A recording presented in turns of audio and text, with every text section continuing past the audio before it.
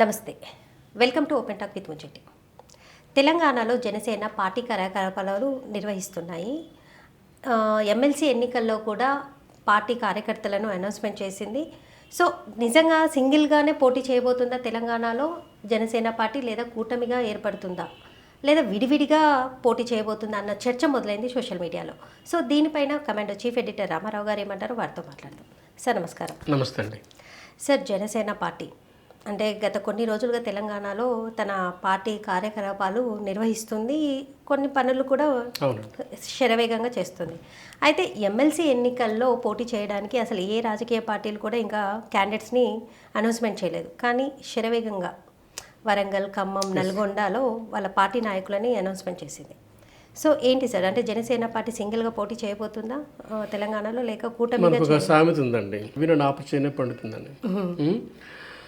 జనసేన తెలంగాణలోకి అడుగు పెడుతుంది అంటేనే అనేక శక్తులు దాడి చేశాయి. ముఖ్యంగా తెలంగాణవాదులు దాడి చేశారు, అలాగే తెలంగాణ మేధావులు దాడి చేశారు, అలాగే తెలంగాణ జర్నలిస్టులు దాడి చేశారు, కవిత గారు దాడి చేశారు. అధికార పార్టీ కూడా మంత్రులు ప్రెస్ స్టేట్మెంట్లు ఇచ్చారు, ప్రెస్ కాన్ఫరెన్స్లు నిర్వహించారు. అక్కడే జనసేన బలం ఏంటన్నది తెలంగాణ సమాజానికి అర్థమైంది.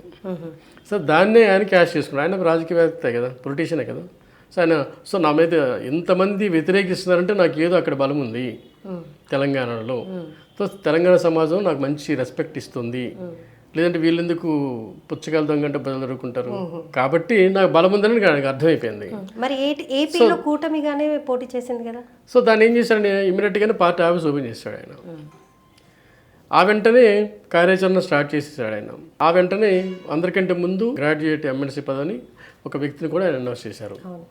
అంటే ఆయన సినిమాలో గబ్బర్ సింగే కాదు, పొలిటికల్ కూడా గబ్బర్ సింగ్ అని ప్రూవ్ చేసుకున్నాడు ఆయన. ఓకే, ఖచ్చితంగాను ప్రూవ్ చేసుకున్నాడు ఆయన.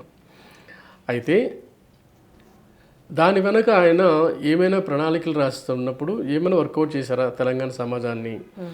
మీరు అంతే నాకు అన్నారు. మీరు ఆయన ఆంధ్రప్రదేశ్లో ముఖ్యమంత్రి, ఉప ముఖ్యమంత్రి.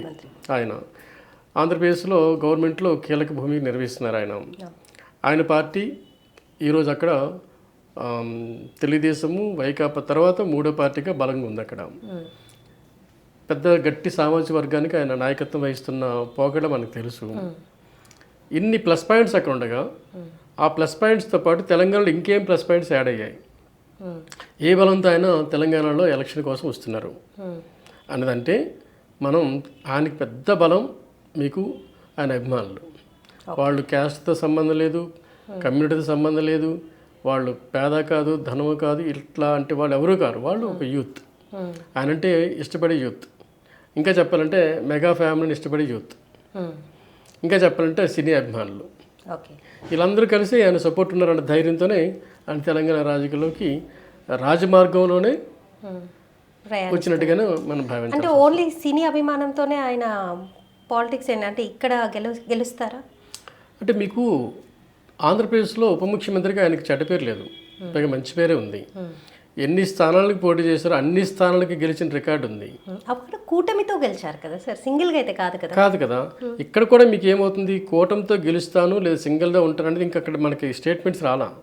ఇది జస్ట్ ఎమ్మెల్సీ పదవి, అది కూడా ఒక స్థానం పట్టభద్రులది. పట్టభద్రులు అంటే లిమిటెడ్ వాటర్స్.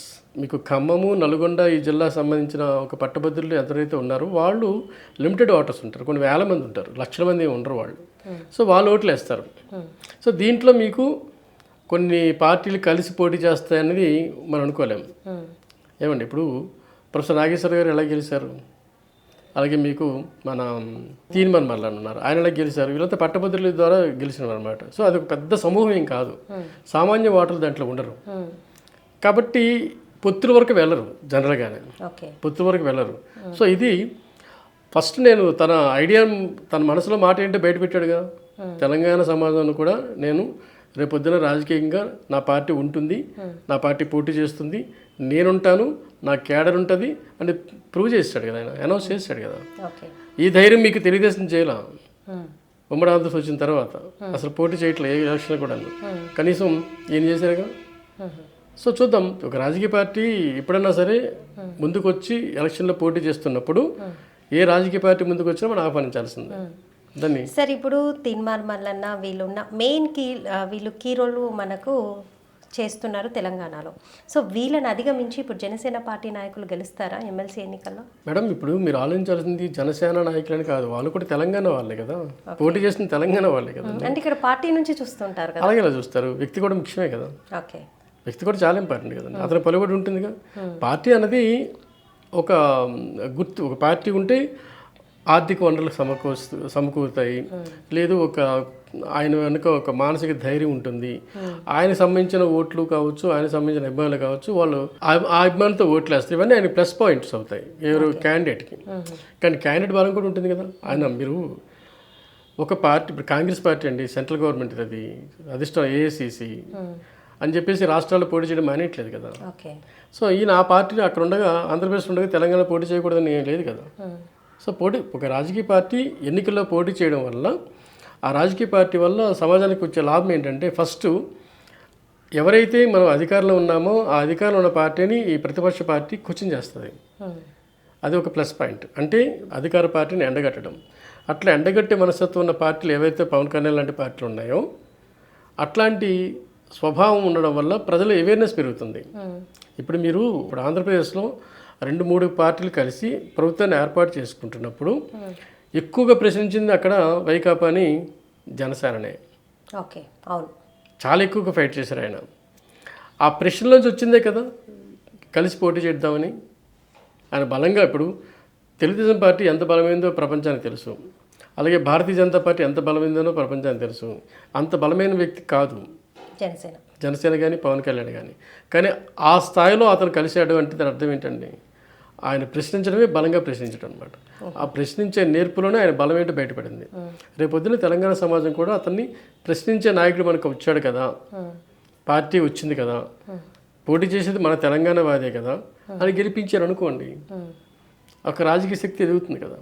ఓకే, సో మంచి పేరు. సార్ ఇంకొకటి ఏంటంటే, ఇప్పుడు ఏ ప్రాంతంలో అయితే ఈయన అనౌన్స్మెంట్ చేశారో అక్కడ బీజేపీ కూడా చాలా బలంగా ఉంది. సో దాన్ని కాదని ఇప్పుడు జనసేన పార్టీ నాయకులను పార్టీ అధినేత అనౌన్స్మెంట్ చేయడం అన్నది, ఇది ఏదో ఒక తేడా కనిపిస్తుంది అన్న వార్త వినపడుతుంది. అంటే నిజంగా ఆ తేడా ఉందంటారా? ఇప్పుడు బీజేపీ కంటే కూడా తెలుగుదేశం క్యాడర్ ఉంది కదండి, తెలంగాణ బలంగా ఉంది కదా, వాళ్ళేమీ మాట అనట్లేదు. సో ఇక్కడ ఆ 3 పార్టీలు ఇక్కడ మాట్లాడుకోవట్లేదు. ఆ 3 పార్టీలకి ఇక్కడ పార్టీ క్యాడర్ ఉంది, ఇక్కడ ప్రెసిడెంట్ కూడా ఉంటారు, పార్టీ అధ్యక్షులు ఉంటారు, ఈ స్టేట్ క్యాడర్ ఒకటి ఉంటుంది. ఈ స్టేట్ క్యాడర్ ఆ స్టేట్ క్యాడర్ వాళ్ళు మాట్లాడుకోలేదు. అంతట్లో పవన్ కళ్యాణ్ అనౌన్స్ చేశారు. ఒకవేళ ఇది బహుశా ఇంకొక రాజకీయం కూడా ఆలోచించండి. ఒకవేళ పవన్ కళ్యాణ్ ఇలా తన క్యాండిడేట్ని అనౌన్స్ చేయడంతో తన బలం నిరూపించుకుంటున్నప్పుడు, తన బలవంతుడే కదా మిగతా పార్టీలు అతను కలుపుకుని ట్రై చేస్తాయి. అంటే కలుపుకునే ఛాన్స్ ఉంది నెక్స్ట్. అంతే కదా ఖచ్చితంగాను. మరి గట్టి బలంగా ఉండాలంటే కొంతమంది కలవాలి. సార్ ఇంకొక వార్త ఏంటంటే, ఇప్పుడు సుస్మితా పటేల్ ఇప్పుడు బాగా సోషల్ మీడియాలో నడుస్తున్న చర్చ మనం అందరం చూస్తున్నాం కూడా. సో సుష్మితా పటేల్ జనసేనలోకి వెళ్ళబోతుంది అన్న వార్త వినపడుతుంది. అసలు నిజంగానే జనసేనలోకి వెళ్ళబోతుందా సుష్మితా పటేల్? ఆ మాటకు వస్తే ఆమెకి సరైన పార్టీ జనసేన అదే అంటారా? ఓకే, ఎందుకంటే ప్రస్తుతం ఆమె ఫ్రెష్ మైండ్ ఉంది. వాళ్ళ అమ్మా నాన్న వేరే పార్టీలో కొంతకాలం, ఇంకో పార్టీలో కొంతకాలం, ఇంకొక పార్టీలో కొంతకాలం ఉన్నారు. అయితే ఆ కుటుంబం వైఎస్ రాజశేఖర రెడ్డి కుటుంబానికి సన్నిహిత్యం బాగా ఉన్న కుటుంబం. వైఎస్ రాజశేఖర రెడ్డి కోసం దేనికన్నా చేసే పరిస్థితి ఉండేది.